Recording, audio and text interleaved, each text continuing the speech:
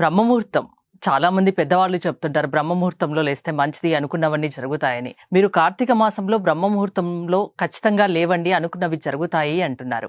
అంటే ఏ టైం అండి అది? సూర్యోదయానికి 1 గంట 36 నిమిషముల నుండి సూర్యోదయానికి 48 నిమిషాల వరకు ఉండేటటువంటి సమయం అండి. అంటే ఒకవేళ ఎగ్జాంపుల్ మీకు 6 గంటల సమయం తీసుకుంటే 4 గంటల 12 నిమిషం నుంచి 5 గంటల 12 నిమిషాల వరకు, అంటే 1.5 hour బిఫోర్ అండి.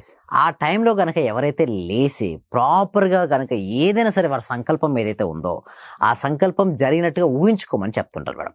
అదనే కాదు, మీరు చూస్తే బ్రహ్మముహూర్తం ఎస్పెషల్లీ మీ కార్తీక మాసం యొక్క పవర్ ఏంటంటే highest cosmic energy madam. Especially Kartika మాసంలో ఫ్లో అవుతుంటుంది. అది ఫ్లో అయినప్పుడు ఏంటంటే ఎవరైనా పడుకుని ఉందనుకోండి, ఆ ఎనర్జీ మనం రిసీవింగ్ చేసుకోలేరు. యాక్టివ్గా ఉండాలి, అంటే పని చేస్తూ ఉండవచ్చు, అంటే ధ్యానం చేస్తుంటే ఇంకెక్కువ రిసీవింగ్ జరుగుతూ ఉంటుంది. ఎప్పుడైతే చూడండి మేడం, ఆ టైంలో బ్రహ్మముహూర్తంలో ఏం జరుగుతాయంటే సహజంగా కూడా మనకు ఇప్పుడు చూస్తే మనం ఇక్కడ ఫింగర్ పెట్టుకొని లెఫ్ట్ నాస్ట్రిల్తో వదిలి రైట్ నాస్ట్రిల్ వదిలే ఏదో ఒక నాస్ట్రిల్ మాత్రం ఎక్కువ తక్కువ పనిచేస్తుంటాయి.